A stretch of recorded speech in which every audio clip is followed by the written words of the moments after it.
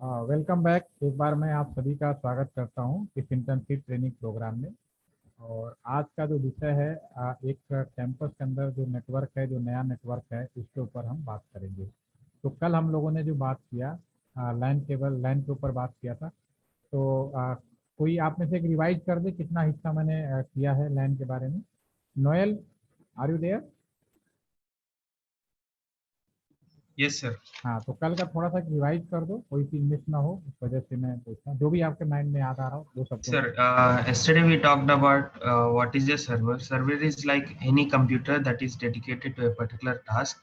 And then we discussed about types of computer area network, which are the main things are LAN and MAN, LAN and MAN. ठीक है। Yes, sir. और IP address उससे And पहले then we हम। discussed about P router and C router. C router is customer router and P router is producer router. And they are connected using mesh connection. चलिए, कोई okay, जितना आपने बताया बहुत अच्छा बताया। चलिए, थोड़ा बहुत था। अभी मैंने आपको लैन सर्वर का विजिट तो नहीं कराया ना। तो ऐसा करते हैं, सबसे पहले लैन सर्वर का हमारा जो लैन बना हुआ है, हम पहले उसकी विजिट करा देते हैं थ्रू वीडियो। उसके बाद हम लोग आगे बात करेंगे। इसमें कुछ पॉइंट्स होंगे, इसको आप ध्यान से सुनिएगा और फिर हम लोग डिस्कस करते हैं। तो सबसे पहले और इसके अलग से वीडियो भी मैं आपके ग्रुप में शेयर कर रहा हूँ। अगर इनकेस यहाँ से वीडियो लाइव स्ट्रीमिंग आपको प्रॉपर नहीं आ रही है, आप वहाँ से भी देख सकते हैं। ओके, तो बिना देर किए सबसे पहले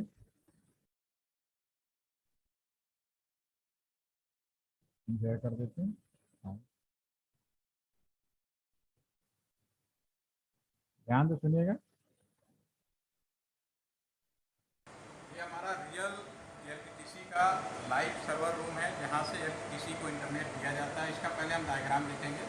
तो इस डायग्राम में जैसे एलटीटीसी है, एलटीटीसी में सभी को इंटरनेट देने के लिए 100 Mbps कनेक्टिविटी, जो हमारा, क्योंकि ये बीएसएनएल का पार्ट है, तो हमने बीएसएनएल एमटीटी गाजियाबाद से 100 Mbps का स्पीड लिया हुआ है।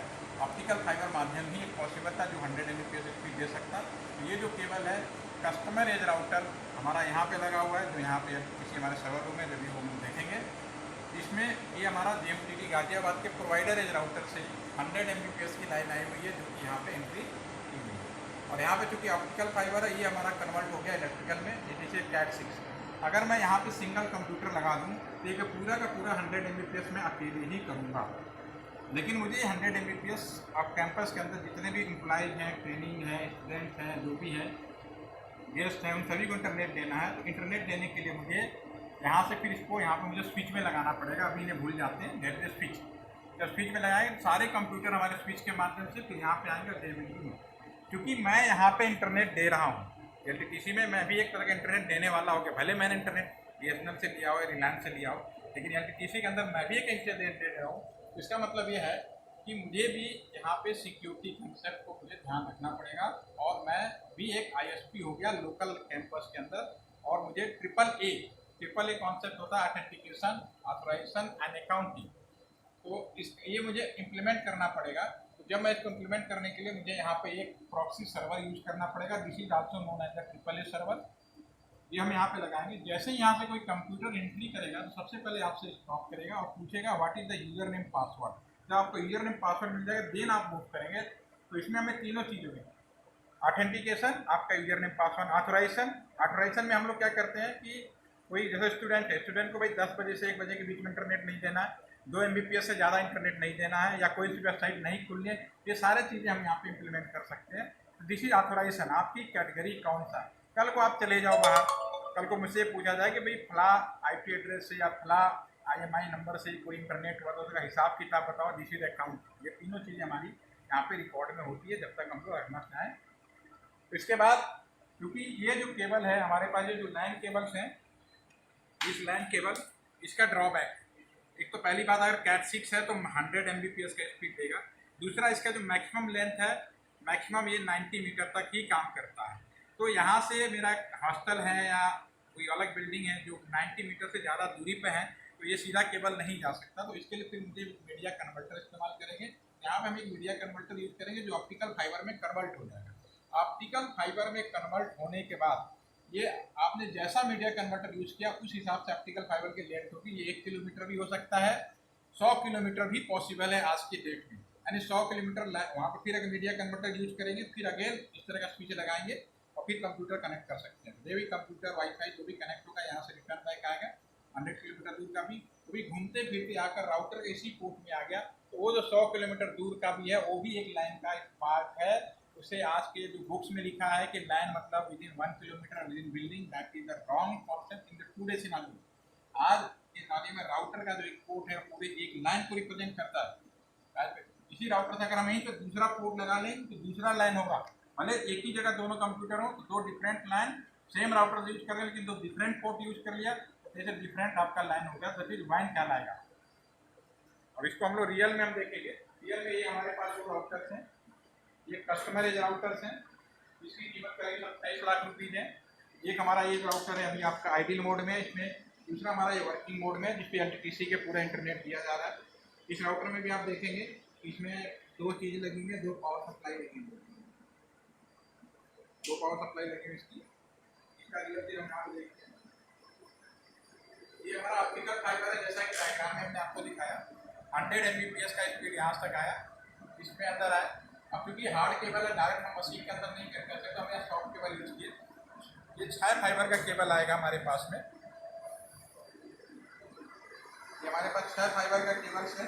इसमें से हमने 4 फाइबर किए ट्रांस रिसीव। और ये जिस पोर्ट में लगाते हैं ये हमारा जो कनेक्टर है वो भी हमने देखा था, that is the square connector. तो जिस पोर्ट में लगाएंगे, और ये यहाँ पे जो लगा LC लगा हुआ लूसेंट वाला, ये भी स्क्वायर होता है लेकिन छोटा साइज में होता है।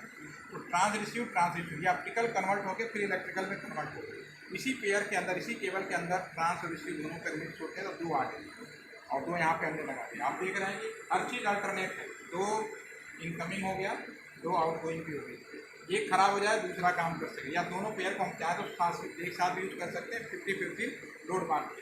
ये हमारा इन हो गया। फिर यहाँ पे हमारा जो केबल निकलेगा ये हमारा मेन केबल हो गया। अगर मैं यहाँ पे कंप्यूटर लगा दूँ तो 100 Mbps जो भी आया वो मैं अकेले करूँगा, लेकिन वो मुझे 100 Mbps अकेले नहीं करना, पूरे कस्टमर को बांटना है। तो फिर मैं इसको यहाँ पे ले जाऊँगा, ये हमारा ले जाते हुए स्विच में ले जाना पड़ेगा। ये हमारा केबल पीछे से होते हुए ये हमारा जो स्विच है, अब डायरेक्ट हमने स्विच में नहीं लगाया क्योंकि हमने देखा स्विच में लगा देंगे तो प्रॉब्लम, बीच में प्रॉक्सी सर्वर। तो ये हमारा जो कंप्यूटर्स है इसके अंदर ये जो ग्रे केबल आया हुआ है, इसके अंदर वही वाला ग्रे केबल है यहाँ पे आ गया। इसके अंदर जो सॉफ्टवेयर है वो हमारे पास में प्रॉक्सी सर्वर का सॉफ्टवेयर है, पहले TCS कंपनी का था, और आज की डेट में जो इसके अंदर जो सॉफ्टवेयर है वो नेब्रो कंपनी है उसका किया हुआ। इसका हम लाइसेंस वर्जन एक बार परचेज किया और एनुअली हम लोग पेमेंट करते हैं इसी सॉफ्टवेयर। अब यहाँ से फिर हमारा एक दूसरा लाइन कार्ड आएगा, यानी एक कंप्यूटर के अंदर 2 लाइन कार्ड यूज कर सकते हैं। एक सिंपल कंप्यूटर को भी हम लोग सर्वर बना सकते हैं। ये हमारा लाइन केबल आ गया हमारा यहाँ पे। अब यहाँ पे ये भी एक मेन केबल, अगर मैं यहाँ पे कंप्यूटर लगाऊंगा तो ये computer first stop user name password. अगर मैं डायरेक्ट ग्रे वाला यूज करता तो there is no any barrier, आप कोई भी बिना रोके निकल जाता है। लेकिन अब मैं इसको यहाँ पे स्विच में लगाऊँ, क्योंकि स्विच में अगर कोई V-लाइन कॉन्सेप्ट नहीं है, V-लाइन हमने नहीं बनाया है, तो आप कहीं भी ट्यूबवेल लगा दीजिए, देयर इज नो प्रॉब्लम। तो हमारे पास एक लैब है बैक साइड में, पूरे लैब का यहाँ केबल आया है, उसकी हमारे यहाँ पे जो ब्लैक वाली केबल है उससे फिर स्विच में आया और इस स्विच से फिर मेरे यहाँ पे चला गया। तो ये कनेक्टिविटी हो गई। दूसरी चीज़, यहाँ पे जो हमारा हॉस्टल है वो यहाँ से मोर देन 90 मीटर है। तो मोर देन 90 मीटर है, इसका मतलब है कि मुझे मीडिया कन्वर्टर यूज करना पड़ेगा। तो हमारा दोबारा से आया ट्रांस रिसीव ऑप्टिकल फाइबर में कन्वर्ट होगा। इस मीडिया कन्वर्टर के ऊपर डिपेंड करेगा कि ये मेरा जो ऑप्टिकल फाइबर है कितनी दूरी तक सपोर्ट करता है। May be 10 kilometre, may be 1 kilometre, may be 100 kilometre. 100 kilometre दूर बाद फिर यही मीडिया कन्वर्टर होगा, एक केबल इनपुट होगा, ऐसी बाहर आएगा, स्विच लगाएंगे और स्विच से सारे कंप्यूटर या वाईफाई जो भी डिवाइस जोड़ना जोड़ देंगे, तो वो भी घूम फिर के इसी पोर्ट में आएगा। सारा जो भी है घूम फिर के यहाँ आएगा, यहाँ स्विच में आएगा, स्विच से फिर हमारे राउटर के पोर्ट तक जाएगा। तो राउटर के पोर्ट सब all are the same single part. ये हमारे डिफरेंट हमारे ये आपके मीडिया कन्वर्टर हैं, इनके डिजाइन जो मिल चाहिए, ये आपका नया है, थोड़ा पुराना है, लेकिन ऑल आर का सेम, सबका सेम काम है। तो लॉन्ग डिस्टेंस कम्युनिकेशन करना तो मुझे ऑप्टिकल फाइबर इस्तेमाल करना पड़ेगा। इसके अलावा नेटवर्क के अंदर आप ये डायग्राम को फिर से देखें, इसके अलावा यहाँ पे एक नेटवर्क में DHCP लगा हुआ है, एप्लीकेशन सॉफ्टवेयर भी लगे हुए हैं। तो नेटवर्क में जब भी कोई कंप्यूटर, मोबाइल, लैपटॉप हम कनेक्ट करते हैं तो ऑटोमेटिक IP एड्रेस उसको दिया जाता है। कौन IP एड्रेस देता है, ये बहुत इंपॉर्टेंट है। तो कौन आपको IP एड्रेस देने वाला जो सर्वर होता है उसको लोग DHCP सर्वर बोलते हैं। DHCP का काम राउटर को भी द्वारा करा सकते हैं या इसका सॉफ्टवेयर बना के, और यहाँ पे एक एप्लीकेशन सर्वर है जो हमारा LTTC की जो वेबसाइट है इस सर्वर के अंदर इनबिल्ट है। तो ये तीनों का हमारा यहाँ पे सॉफ्टवेयर पड़ा हुआ है। तो हमारा ये जो 20 वाला PC है ये हमारा DHCP सर्वर है, जो भी नेटवर्क में आता है सबसे पहले उसको IP देता है। ये हमारा जो लास्ट वाला है हमारा ये एप्लीकेशन सर्वर है, इसमें हमारा इंटरनेट और LTTC का सारा जो काम करता है। ये एक लैन सर्वर विजिट का हमने वो दिखाया। बहुत सिंपल सी बात है। अगर आपको किसी कॉलेज कैंपस में या किसी पर्टिकुलर एरिया में, इवन कल आने वाले समय में अगर आप अपना खुद का अपना एक ऑफिस भी खोल रहे हैं, तो अगर आपको अपने ऑफिस में भी इंटरनेट देने की ज़रूरत पड़ी तो आपको यही प्रोसेस अपनाना पड़ेगा।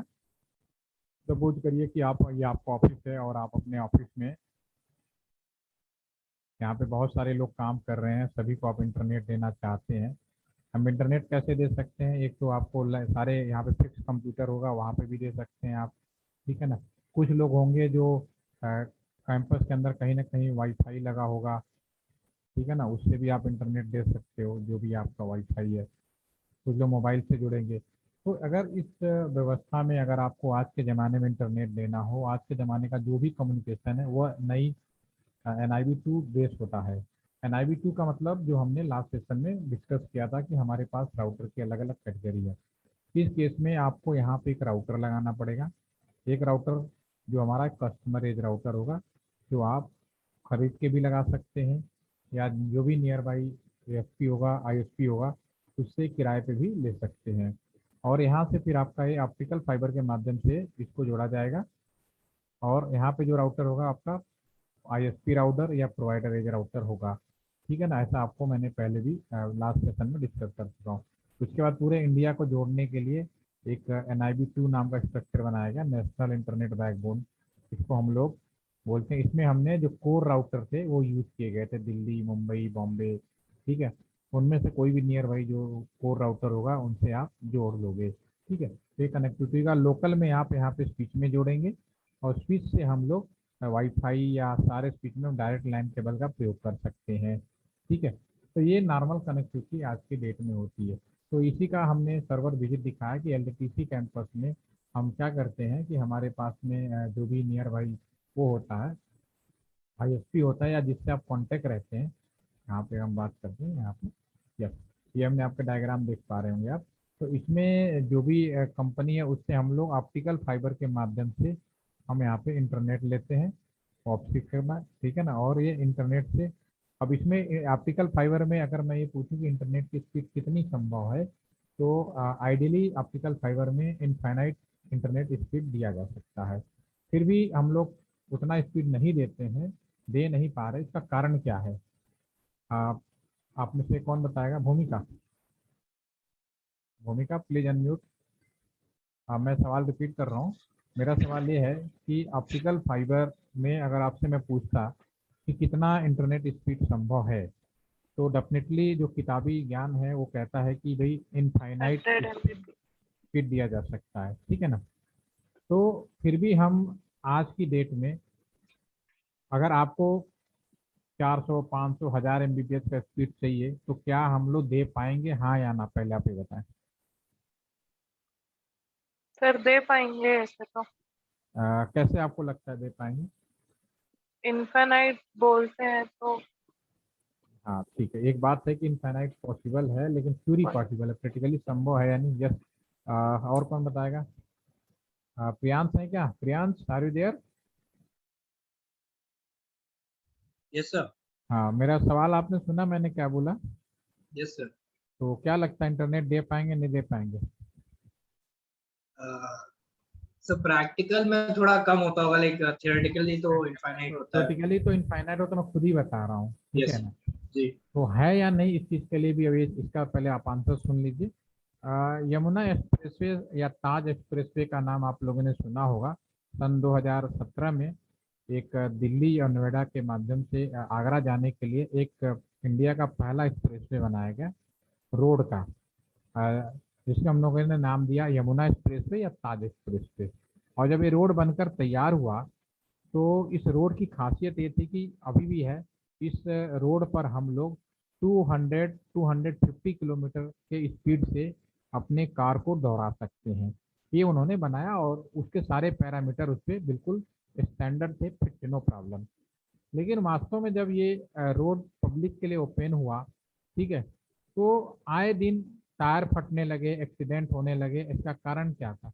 जब क्योंकि 100 से ऊपर जाते ही आप जाएंगे ना, तो इस रोड पे लिखा होगा कि अगर आप बस वाले हैं तो आप 60 से ऊपर नहीं जा सकते, ठीक है ना। अगर आप कार वाले हैं तो 100 से ऊपर नहीं जा सकते, लाइट कार वाले हैं, ठीक है ना, हैवी कार वाले हैं तो आप भी 90 110 से ऊपर नहीं जा सकते। एक उन्होंने एक नोटिफिकेशन लिख दिया, अगर उससे ऊपर जाएंगे तो आपको, जबकि इस रोड पर 6 लेन की रोड है, कोई ट्रैफिक नहीं है, आप मन चाहा स्पीड से गाड़ी दौड़ा सकते हैं, आपकी गाड़ी में भी प्रोविजन है, लेकिन नहीं दौड़ा पाए। इसका कारण ये था, हमने सड़क बहुत अच्छी बनाई, नो डाउट, सड़क पे सारे पैरामीटर हमने फॉलो किए, नो डाउट, लेकिन हमारे जो व्हीकल थे, चाहे कितने भी महंगे व्हीकल हो, कितने भी स्टैंडर्ड व्हीकल हो, उनके जो टायर हैं, उनके जो इंजन हैं, वो आप 100 से ऊपर का नहीं झेल सकता। उससे जलते ही पहिया इतना गर्म हो जाता है और ब्लास्ट हो जाता है, ठीक है ना। कि उस लायक का भी हमारे इंडिया के अंदर टायर बनना पॉसिबल नहीं हुआ है, ठीक है।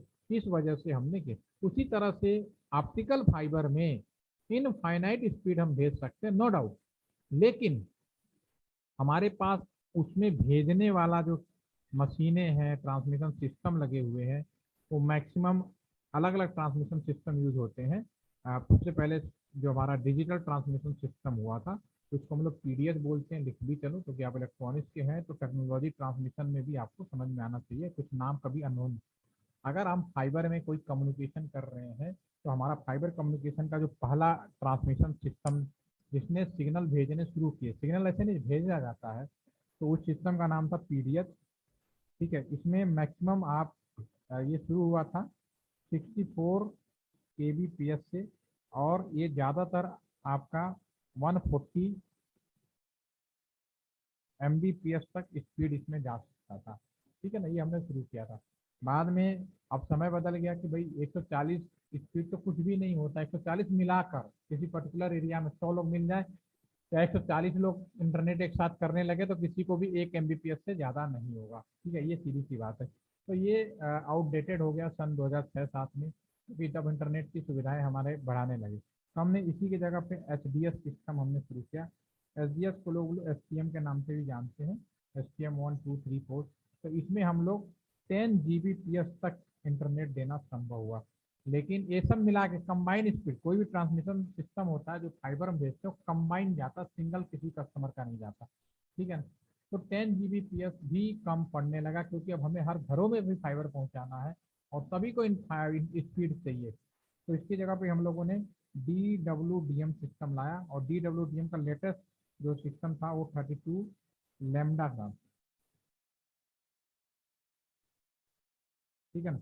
और 32 लैम्डा में अभी तक हम लोग, एक लैम्डा का मतलब होता है, एक लैम्डा का मतलब 2.4 जीबीपीएस, ठीक है ना। ये हम टेक्निकल है, बट टेक्निकली बहुत नहीं जा रहा, अभी आपको इतना स्टडी डीप में नहीं करना, सिंपली सिस्टम का ट्रांसफॉर्मेशन देखिए।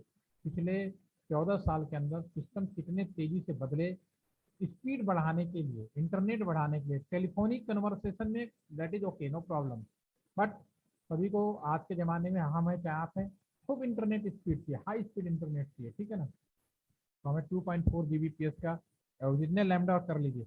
और अभी लेटेस्ट हमारे बीएसएनएल के पास में ही है 10G DWDM सिस्टम है हमारे पास में, ठीक है ना। तो इसमें आप समझ सकते हैं, इसमें 10 जीबीपीएस एक उसके लिए था लैम्डा, जितने चाहो। अगर कोई कस्टमर कहता है कि मेरे को 10 जीबीपीएस का इंटरनेट चाहिए, तो 10G DWDM सिस्टम से हमें उसको इंटरनेट घर पहुंचाना पड़ेगा, राइट, ठीक है। ये भी संभव। अब फाइबर दे रहे हैं, ये सब चीज़ें बहुत महंगी पड़ रही हैं, ठीक है, लेकिन आप सभी को फ्री ऑफ कॉस्ट, लगभग कम से कम केवल रेंट दे दें और सब जितना चाहे उतना इंटरनेट यूज करें, तो और टेक्नोलॉजी को आगे आना पड़ेगा। तो अभी जो लेटेस्ट टेक्नोलॉजी है, सी पैन जी पैन, ठीक है ना, ये नए लेटेस्ट टेक्नोलॉजी है जिसमें आप 400 जीबीपीएस तक इंटरनेट दे पाओगे, अभी तक का ये प्रोविजन है। तो आपको, अगर मैंने पूछा इंटरनेट, अगर आपके घर में फाइबर लगा भी है तो उसमें मिनिमम स्पीड 64 kbps तक आप शुरू कर सकते हो। मैक्सिमम अभी तक हमारे पास जो सिस्टम अवेलेबल है उसके हिसाब से 400 Gbps तक भी जा पाएगा, भले मेरे फाइबर में इनफाइनाइट भेजने के प्रोविजन क्यों ना हो। इसके लिए मैंने समझने के लिए मैंने यमुना एक्सप्रेसवे या ताज एक्सप्रेसवे का एग्जाम्पल लिया। इस ट्रांसमिशन सिस्टम के ऊपर भी डिपेंड करता है। होपफुली कि आप सभी लोग मेरी इस बात को पकड़ पाए होंगे। ठीक है, अब आ जाते हैं वापस विजिट पे। तो मैं यहाँ पे स्पीड लिया, यहाँ पे आज की डेट में हमारे पास ये तो वीडियो मैंने 2 साल पुराना बनाया था, आज हमारे पास 1000 Mbps का स्पीड आया फाइबर के माध्यम से। ये हमारा राउटर लगा हुआ है। ठीक है, ये राउटर जो है आपका कस्टमर एज राउटर है जो मैं डायग्राम में बता रहा हूँ। अब यहाँ से आपके कॉलेज कैंपस के अंदर सभी लोगों को इंटरनेट देना है। ठीक है, तो अभी मैं इसको भूल जाता हूँ, ये सब चीज़ें नहीं है। तो अगर लोकल में इंटरनेट बांटना, अगर मैं यहाँ पे एक ही कंप्यूटर लगाता जैसे अभी लगा हुआ है तो मैं अकेले 1000 Mbps का इंटरनेट करूंगा, लेकिन आपको कैंपस के अंदर सभी को इंटरनेट बांटना है, एवरीवन। ठीक है, उस केस में ये यहाँ से केबल निकलेगा और डायरेक्ट आप स्विच में लगा सकते हो। ठीक है, स्विच में आपने लगा दिया यहाँ पे। ठीक है, ये मैंने वीडियो में दिखाने की कोशिश की है। और स्विच में आप कहीं भी लगा सकते हो, आप बाउंडेड नहीं हो। जब मैं प्रैक्टिकल सेशन शुरू कराऊंगा जो, तो उसमें आपको दिखाऊंगा क्यों पॉसिबल नहीं है। ठीक है, उससे आप कोई भी कंप्यूटर पूरा जितने चाहो उतने कंप्यूटर आप जोड़ सकते हो। इसी से मैं वाईफाई भी लगा सकता हूँ और यहाँ पे वाईफाई से भी जुड़ जाएंगे। ठीक है, अगर आपका, क्योंकि ये जो केबल हम यूज कर रहे हैं ये लैन केबल है।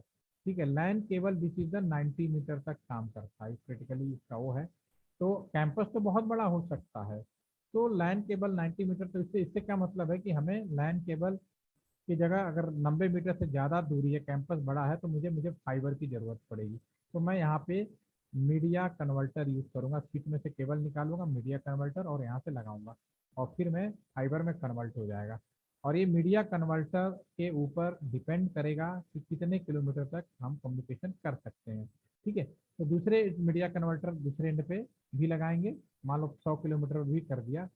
ठीक है, और यहाँ से भी वापस हम आगे, तो यहाँ से घूमते फिरते आप यहाँ पे वापस आ सकते हो। ठीक है, तो ये एक जनरल पाथ है कि कैसे डिस्ट्रीब्यूशन किया जाता है। टाइप्स ऑफ एरिया नेटवर्क अगर मैं आपसे पूछूं तो different types of area network होता है, लैन, मैन, कैन, सैन, फैन। ठीक है ना। तो न्यूल मैंने कल क्या डिस्कस किया था, LAN, MAN, CAN. What is the LAN, what is the वैन? भूमिका। Sir more than one LAN, मतलब अगर एक से ज्यादा लैन का कनेक्शन हो जाता है तो वो वैन कहलाता है, मतलब वैन कनेक्शन में आ जाता है, या मैंने वाइड एरिया नेटवर्क में आ जाता है वो। ठीक है, वेरी नाइस। मैंने बिल्कुल समझ डिस्कस किया है, मैं रिवाइज कर देता हूँ। अब यहाँ पे आप ये राउटर देख रहे हैं, मैंने वीडियो में बताया, दोबारा बताता हूँ। कल हमने डिस्कस किया, जैसे आपकी बातों से लग रहा है।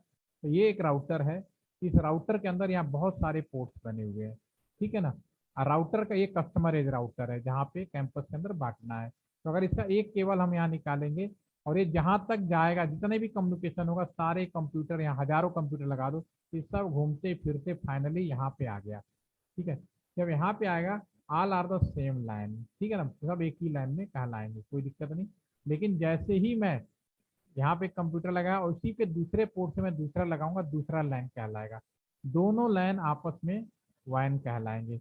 वैन अगर पब्लिक यूज कर रही है तो इंटरनेट कहलाती है, और विद इन ए कंपनी में अगर हम बात कम्युनिकेट करा रहे हैं, वैन का मतलब दो अलग अलग राउटर के पोर्ट से कम्युनिकेट, तो और कंपनी के बाहर कम्युनिकेशन ना, तो इंट्रानेट कहलाती है। ये प्रैक्टिकल इसका एस्पेक्ट है, इसमें कोई डाउट नहीं होना चाहिए। ठीक है, अब यहाँ पे कॉलेज कैंपस में अगर इंटरनेट दे देंगे, तो यहाँ पे भी मैं वीडियो में बताया, यहाँ पे हम, क्योंकि हम लोग इंटरनेट दे, मैं यहाँ पे इंटरनेट दे रहा हूँ, तो मैं एक आईएसपी हो गया, यानी इंटरनेट देने वाला। इवन आप अपने मोबाइल से भी ना हॉटस्पॉट बना के आप इंटरनेट देते हो, तो उस समय आईएसपी आप भी कहलाएंगे। आईएसपी मतलब जो इंटरनेट प्रोवाइड करता है। तो आपने मोबाइल पर हॉटस्पॉट ऑन किया और अपने फ्रेंड्स को इंटरनेट दे दिया, कई बार होता है ऐसा, आप लोग करते भी होंगे। ठीक है, तो आप आईएसपी हो गए। जब आईएसपी होते ही आपके ऊपर नियम लागू होने शुरू हो जाते हैं, रूल रेगुलेशन लागू। जो भी इंटरनेट देगा वो ट्रिपल ए को फॉलो करना पड़ेगा। This is a triple A, that is triple A. Triple A का मतलब है, पहले का मतलब है ऑथेंटिकेशन, दूसरे का मतलब है ऑथराइजेशन, एंड तीसरे का मतलब है accounting. Authentication, authorisation and accounting. तो इसका मतलब ये है कि आपको ये चीज फॉलो ही करनी पड़ेगी। जब आप यहाँ पे लगाएंगे कोई अगर कॉल करेगा यूं घूमते हुए यहाँ पे आएगा और ये सबसे पहले स्टॉप करेगा, ठहरो, you are right person, wrong person.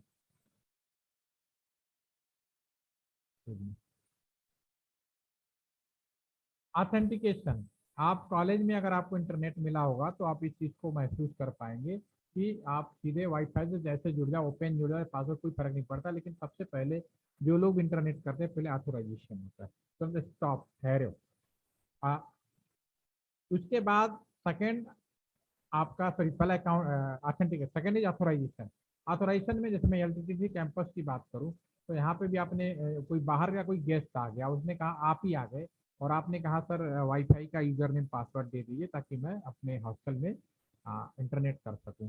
तो मैं अगर आपको इंटरनेट दे दूंगा तो आपको ऑथोराइज करूंगा, क्योंकि आप स्टूडेंट हैं, तो मैं कंडीशन रखूंगा। क्या कंडीशन रखूंगा? मेरे पास भले 1000 जीबीपीएस या एमबीपीएस का इंटरनेट, तो कोई फर्क नहीं पड़ता, लेकिन किसी भी स्टूडेंट को मैं 2 MBPS से ज़्यादा का इंटरनेट नहीं दूंगा। पहली कंडीशन मैंने ये रखी, ये स्टूडेंट को नहीं पता होगा, मैं बनाता हूँ। नंबर 2, आप 10 बजे से 2 बजे क्लासरूम में होते हैं, तो 10 के 2 के बीच में आप इंटरनेट नहीं कर पाएंगे। तीसरा, बहुत सारी वेबसाइटें हैं जो आप नहीं खोल सकते। तो ये मैं कंडीशन इस तरह का अगर बना दूं, इस तरह का टाइम मैनेजमेंट जैसे भी, ये आपका ऑथेंटिकेशन, सॉरी, ऑथोराइजेशन हो गया। कौन सी ऑथोराइजेशन किया हुआ है? कल को आप चले गए तो इसका मतलब है, इसका मतलब ये नहीं है कि आपने जो इंटरनेट किया उसका कोई रिकॉर्ड नहीं है। अकाउंटिंग का मतलब हिसाब किताब है, यानी जो भी हम लोग इंटरनेट कर रहे हैं उसका सारा रिकॉर्ड यहाँ पे रखा होता है for the 90 days by default in the local. और 90 डेज के बाद ऑटोमेटिकली आप रिमूव कर सकते हैं, अपने आप रिमूव हो जाता है। लेकिन जो पीछे जो ISP है उसके पास में भी AAA होते हैं, वो पूरा का पूरा रखता है जब तक उसको डिलीट करने की परमिशन ना मिल जाए। परमानेंट ही लगते हैं लगभग। कल को कोई क्राइम होता है, कोई आए पूछने, तो मैं यहाँ से उसको पकड़ सकता हूँ। तो ये एक सर्वर विजिट था आपके सामने जो मैंने अभी डिस्कस किया। अब मैं आ जाता हूँ आपको एक चीज और उसी PPT के माध्यम से बताऊंगा।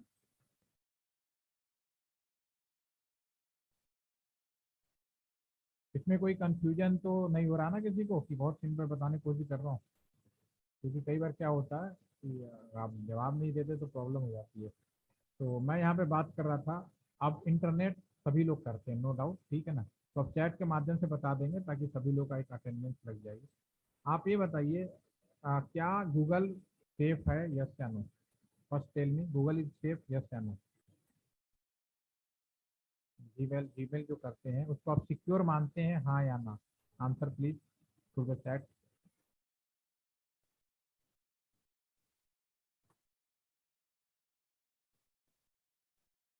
केवल जयश्री ने बताया, बाकी लोगों को लगता है सेफ है, कुछ भी पता नहीं है। मे बी, नोएल कह रहे हैं। तो मे बी का तो मतलब है कि पॉलिटिकल आंसर हो गया। अच्छा, चलिए।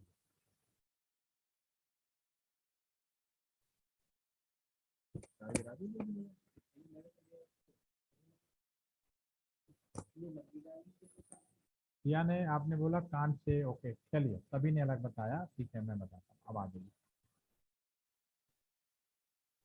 चलिए, अभी सवाल को एक थोड़ा और रिपीट करेंगे, उसके पहले मैं आपको एक चीज़ बताना चाहूँगा।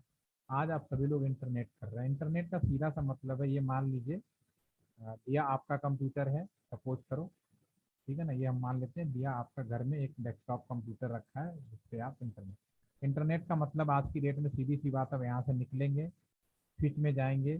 अगर बाहर जियो से मोबाइल से भी जुड़े होंगे ना, तो मोबाइल एक टावर हो गया, मोबाइल टावर, और ये आप लैपटॉप या जो भी जोड़ेंगे वो एक टावर से जुड़ जाते हैं, सीधी सी मतलब है। कोई सब एक ही जैसे, इसमें कोई कंफ्यूज होने की जरूरत नहीं है, ठीक है। मैं इसको ये वाला चीज तक क्लीन कर देता हूँ, थोड़ा सा समझने में आसानी रहेगी, ठीक है। तो ये आपका कंप्यूटर है और आप अपने कंप्यूटर से ये जो दूसरे साइड का जो कंप्यूटर है, मान लीजिए कोई वेब सर्वर है जिससे आप कम्युनिकेशन करना चाहते हैं। तो कम्युनिकेशन का जो पाथ है आज की डेट में बहुत ही सिंपल और क्लियर है कि आपके कंप्यूटर से कोई डाटा निकलेगा, कोई सबसे पहले स्विच में पहुंचेगा, स्विच आपका कोई नियर बाई राउटर में जाएगा, एक राउटर दूसरे राउटर से, फिर आपका एक ग्लोबल राउटर जो है NIP दूसरे एंड पे उसी तरह से दोबारा से रिटर्न बैक होगा, फिर और आपका ये चला जाएगा, ठीक है। तो internet is a very simple, आज की डेट में इंटरनेट में कोई कंफ्यूजन नहीं है, बहुत ही सिंपल है कि आप एक कंप्यूटर से दूसरे कंप्यूटर में जा रहे हैं जो आपके राउटर्स हैं जो अभी आप स्क्रीन पे देख रहे हैं। मैंने आपसे सवाल पूछा कि क्या जीमेल सिक्योर है, हाँ या ना, तो मिला जुला आंसर दिया। मैक्सिमम आंसर था कि नहीं है, कुछ लोगों ने कहा हो सकता है, कुछ ने कहा नहीं हो सकता, ऐसा भी है।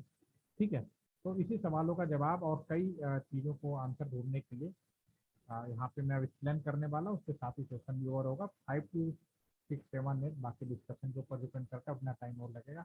और ध्यान से सुनिएगा ताकि आपको दोबारा बुक ना खोलना पड़े। दुनिया में जब हम एक जगह से दूसरे जगह कम्युनिकेशन करते हैं तो सबसे जो जरूरी चीज़ होता है कि अगर हम कोई कम्युनिकेशन कर रहे हैं तो जब शुरुआती पहली बार कर रहे हो तो कोई प्रॉब्लम नहीं होती, किसी भी नियम रेगुलेशन की ज़रूरत नहीं होती। लेकिन समय के साथ हमें रूल्स एंड रेगुलेशन की ज़रूरत पड़ती है। इसके लिए कुछ रूल रेगुलेशन बनाए गए, कुछ हम प्रोटोकॉल भी कह सकते हैं। मतलब एक नियम बनाया गया ताकि मैं जिससे बात कर रहा हूँ उसी के पास कम्युनिकेशन हो, कोई और ना करे, डिस्टर्ब ना करे। एक हमारा रूल रेगुलेशन होना चाहिए। तो जो भी इंटरनेट रूल रेगुलेशन बनाया गया, कई बनाए गए, लेकिन फाइनली पूरी दुनिया ने एक रूल रेगुलेशन को एक्सेप्ट किया। उसका नाम रखा गया TCP/IP। इंटरनेट किस प्रोटोकॉल से किया जाता है, इंटरनेट जिस भी प्रोटोकॉल से किया जाता है उसको हम लोग TCP/IP कहते हैं। Right, okay.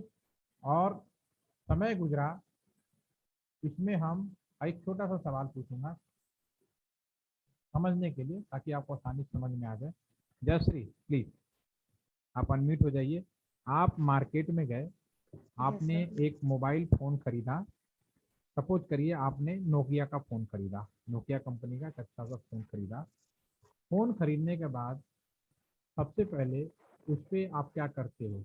आपका जब खरीद लिया आपने तब आप क्या करते हो? आपका पहला उद्देश्य क्या होगा उसमें?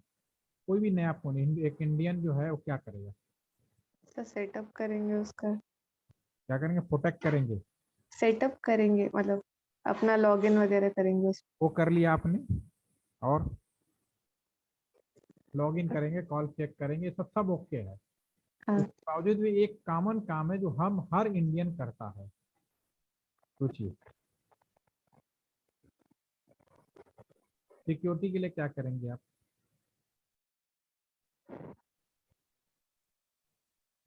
सब फोन की सिक्योरिटी या फिर ऐसे डेटा सिक्योरिटी, वो लॉक लगा देंगे उस दोनों पे। के साथ में अगर आपको फोन को सबसे पहले सिक्योर करने का मतलब है पहले फिजिकली डैमेज ना हो, पहली सिक्योरिटी चाहिए होगी। स्क्रीन सिक्योरिटी गार्ड्स वगैरह।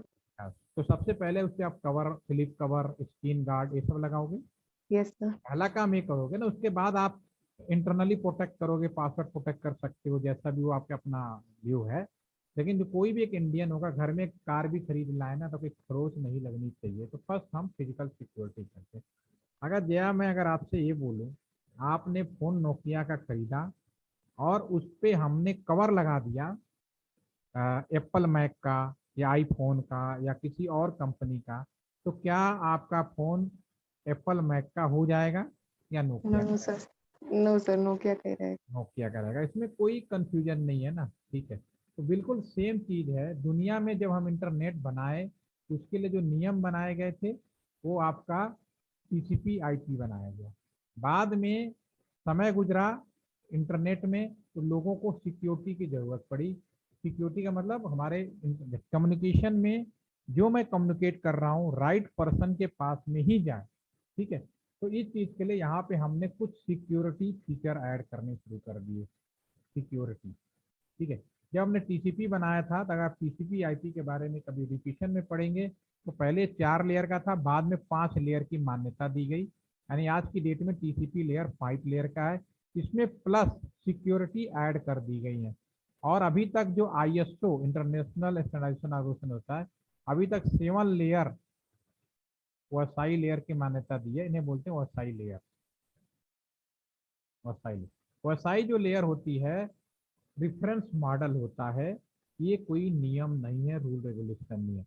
अगर आपसे कोई ये पूछे कि इंटरनेट करने का रूल रेगुलेशन क्या है या प्रोटोकॉल क्या है आज की डेट में, तो आपका आंसर होगा TCP/IP। या लेटेस्ट प्रोटोकॉल क्या है? TCP/IP। आप कभी भी ये नहीं कहेंगे OSI protocol. OSI layer is not protocol, it is the reference model कैसे? बिल्कुल जैसे नोकिया फोन का मैंने एग्जांपल दिया, नोकिया फोन नोकिया ही रहेगा, उस पर सिक्योरिटी आप कितने भी ऐड कर लें, वो इसके सिक्योरिटी फीचर को बढ़ा रहा है, उसकी बेसिक चीज को नहीं बढ़ा रहा है। तो दुनिया में कई कंपटीशन में पूछा जाता है कि लेटेस्ट इंटरनेट प्रोटोकॉल क्या है, तुरंत, क्योंकि आपको क्लियर नहीं होता तुरंत वाईफाई लेयर बोल देते हैं। Wifi layer is reference model, जिसमें, और आपको बताऊं आज की डेट में ये 10.5 लेयर हो चुकी है। अभी क्योंकि आईएसओ ने पब्लिकली अप्रूव करने के लिए मना किया हुआ है, अभी तक उन्होंने इस चीज को पब्लिकली नहीं दिया, तो अभी तक आपके बुक में 7 लेयर ही दिखेगा। ठीक है, तो होपफुली कि ऑल आर गेटिंग वाईफाई। अगर आपसे पूछा जाता रेफरेंस मॉडल क्या है, तो कोई डाउट नहीं, आप कहते वाईफाई लेयर, लेकिन नियम कौन सा कर रहे हैं, अभी भी टीसीपी लेयर ही यूज किया जा रहा है, टीसीपी आईपी। अब मैं यहाँ पे 7 लेयरें होती हैं, 7 लेयर कौन कौन सी होती है टीसीपी में, वाईफाई में बात करता हूँ, सीधे आपका टीसीपी अपने आप इंक्लूड हो जाएगा, मैं इंक्लूड। तो ये हम याद करने का तरीका होता है, प्लीज डू नॉट थ्रो साफ पिज्जा अवे, ये आपका लेयर्स हो गई। पी का मतलब होता है फिजिकल, डी का मतलब होता है डेटा,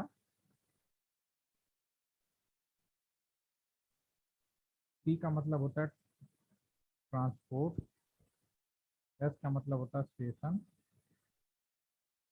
पी का मतलब होता है प्रेजेंटेशन, ए का मतलब होता है एप्लीकेशन। ठीक है ना। और लेयर की बात करेंगे, आप सीक्वेंस याद भी कर सकते हैं, मैंने भी एक तरीका याद करने का रखा है, क्योंकि हम तो सब अब तो मैं क्रिटिकली मानता हूँ, तो मुझे याद भी नहीं रहे तो भी मैं लिख लेता हूँ। तो फिजिकल दिस इज, इसको बोलते हैं लेयर 1। उसी तरह से हम नीचे आएंगे, डेटा लिंक इसको बोलेंगे लेयर 2। उसी तरह से नीचे आएंगे आपका ट्रांसपोर्ट लेयर 3। उसी तरह लेयर आएंगे ट्रांसपोर्ट स्टेशन आपका 4 हो जाएगा। ठीक है, नीचे आ जाएंगे, presentation is the 5, this is the physical, please do not हो साफ पिज्जा वे, तो कहीं गिनती में लिखने एक लेयर छूट गया ना इसमें, नॉट का मतलब नेटवर्क लेयर। ठीक है ना, बाई डीके मिस्टेक है, दिस इज लेयर नंबर 3।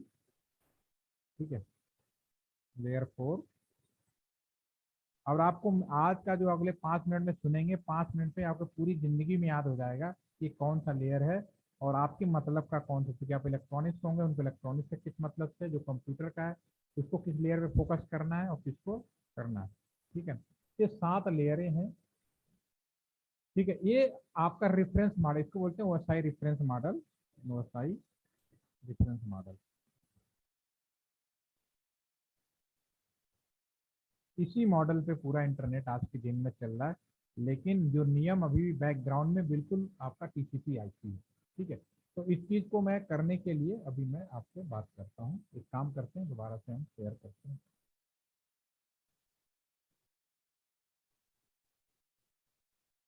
देखिए, अभी मैंने आपसे सवाल पूछा था, अब इसमें से किसी को एक अनम्यूट होना पड़ेगा, और ताकि ऐसा, मैंने ये कंप्यूटर दिया का बनाया था, दिया आप अनम्यूट हो जाइए ताकि आपको ज़्यादा आसानी समझ में आ जाए। ये आपका कंप्यूटर है, राइट?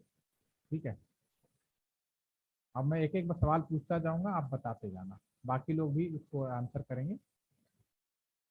ठीक है, दिया अनम्यूट प्लीज, ओके। अच्छा, जैसे मैंने आपसे सवाल पूछा, सभी से पूछा था कि कौन सा साइट सिक्योर है या जीवा। अच्छा, एक बात, साइट कौन सा सिक्योर है, सबसे ज्यादा सिक्योरिटी किस साइट पे दी जाती होगी, इसके बारे में कुछ कह पाएंगे?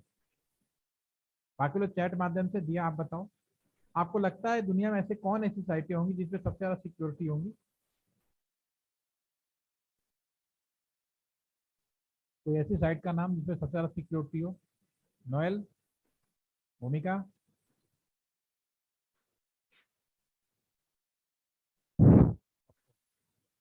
हेलो, मेरी आवाज आ रही है आप सभी को? यस तो मेरा क्वेश्चन आपको समझ में आया, online banking, very nice, Priyansh ने आंसर दिया बैंकिंग। नो डाउट, जो बैंकिंग सेक्टर के हैं, नेशनल सिक्योरिटी से रिलेटेड सॉफ्टवेयर हैं, वो डेफिनेटली कोशिश की जाएगी कि उसपे सबसे ज्यादा सिक्योरिटी जाए। ठीक है दिया, एम आई राइट? यस ठीक है ना, गूगल या फेसबुक या कोई व्हाट्सअप सिक्योर है नहीं, वो अभी क्लियर हो जाएगा। अगर मैं आपसे पूछूं, आप जवाब देते जाइएगा, आपको, ये आपका कंप्यूटर है जो आपके घर पे लगा हुआ है, काम करते हैं, स्क्रीन भी ले लेता हूँ, ये आपका कंप्यूटर है। ठीक है, आप अपने कंप्यूटर से, ये आपका मान लो किसी बैंक में अकाउंट डिटेल है, सपोज करो बैंक में, वही मान लेते हैं यहाँ पे, मान लीजिए कि आपका SBI में अकाउंट है बैंक का। नेट बैंकिंग डेफिनेटली आपको आता है, नेट बैंकिंग करते हैं आप, ठीक है, बहुत अच्छी बात है। ठीक है, अगर आप यहाँ पे इसको छोटा करते हैं,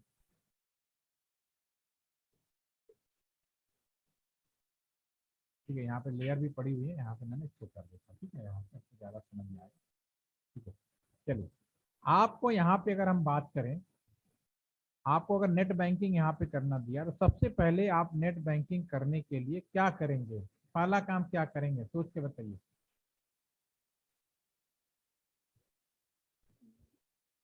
उसके साइट पे जाएंगे, नेट बैंकिंग।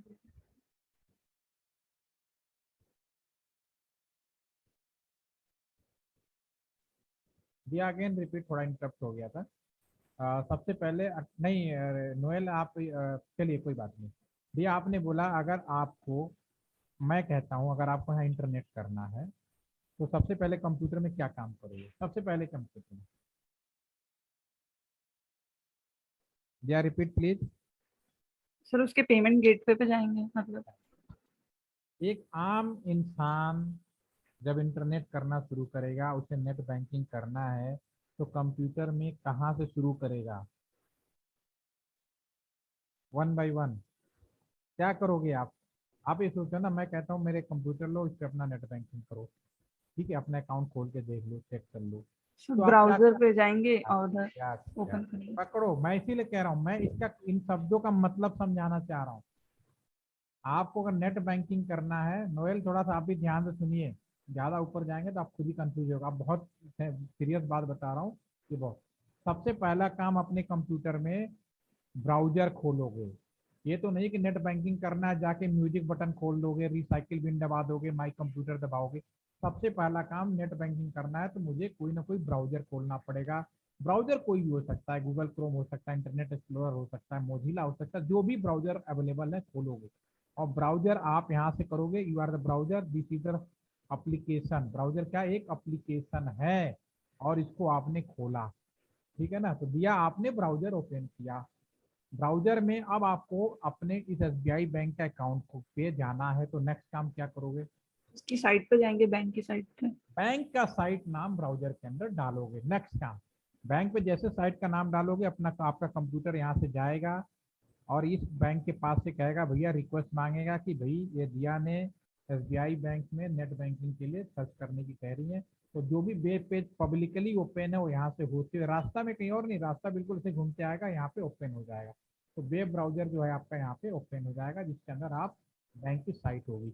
वो भी काम आपका यूजर ने कर दिया, पहला भी वेब ब्राउजर भी यूजर, दूसरा काम भी आपने ही किया, ये भी एक एप्लीकेशन हो गया। एप्लीकेशन का मतलब, एप्लीकेशन क्या, वेब ब्राउजर एक एप्लीकेशन है, वेब पेज भी एक एप्लीकेशन है, ओके।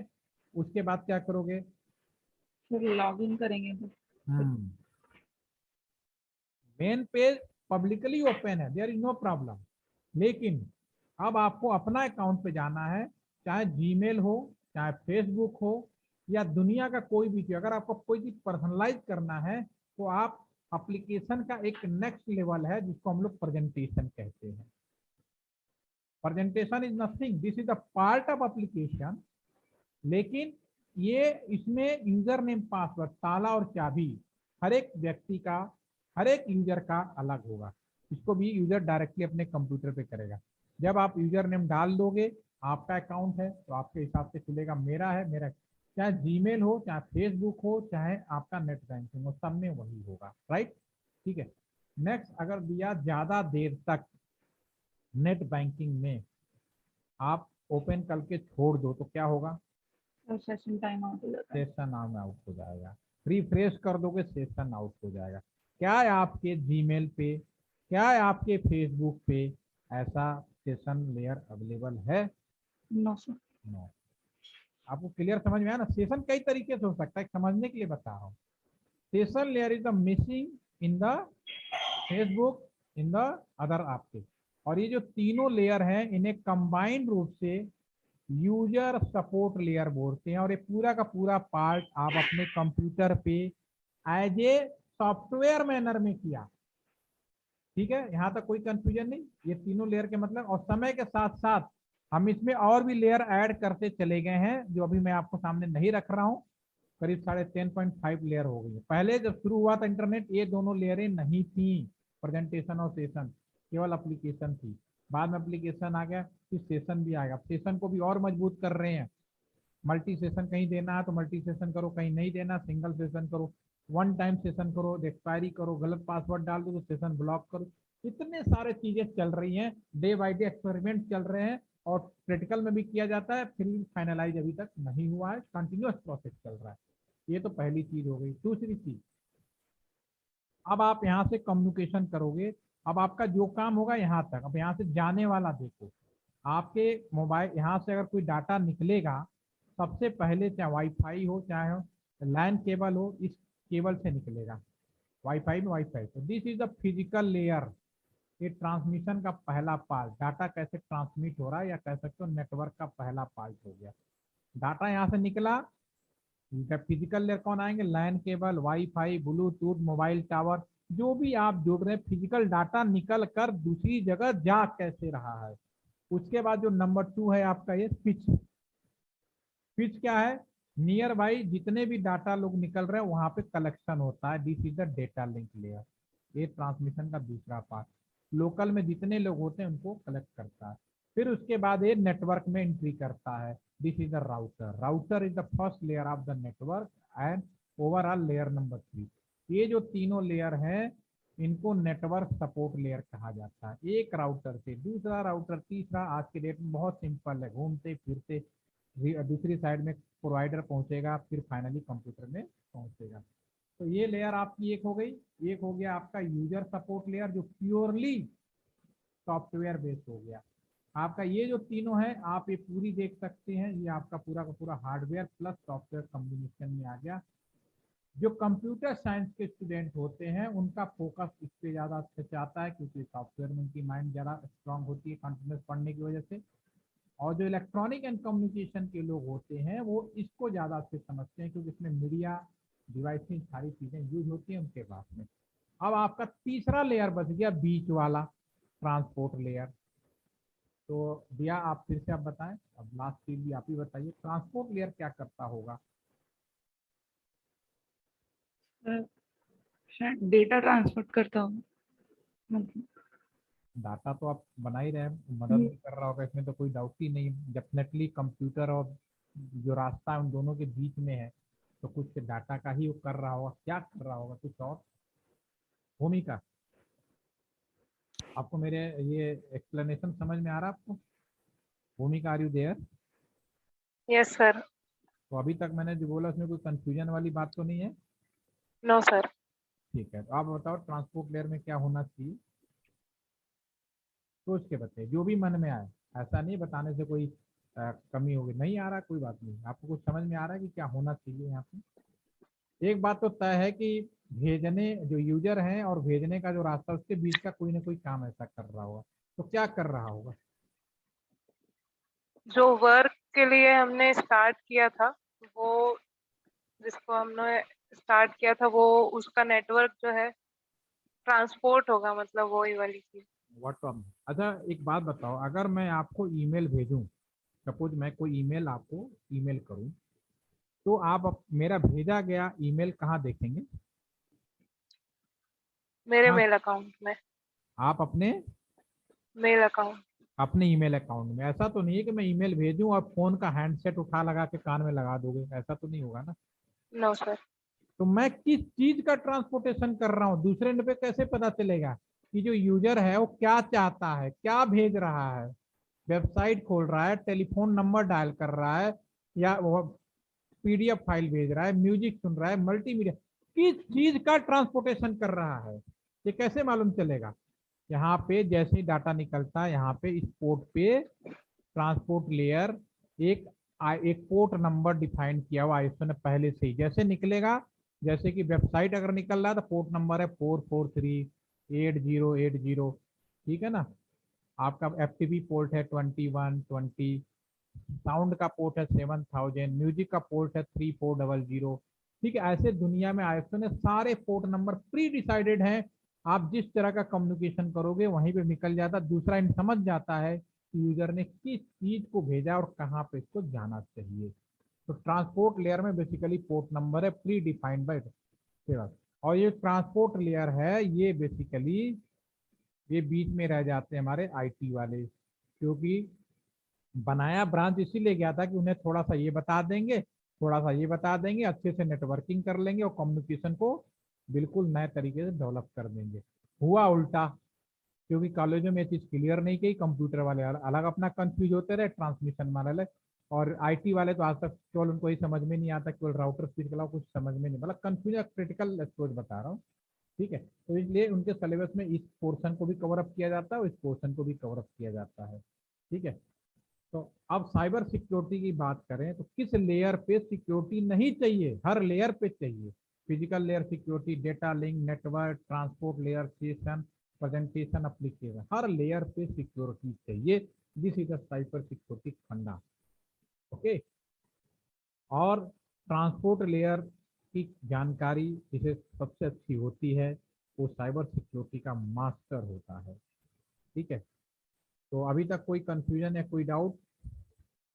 वसाई लेयर के बारे में समझ में आ गया, कम्युनिकेशन। ठीक है, तो मैसेज कर दीजिए ताकि जो बच्चे अटेंडेंस रह गया उसे पूरा करते हैं। कल हम लोग फिर मिलते हैं। Okay, thank you again, see you all up tomorrow, have a nice day. कोई पूछना हो सवाल तो पूछ सकते हैं, क्लोज कर रहा हूँ। Thank you.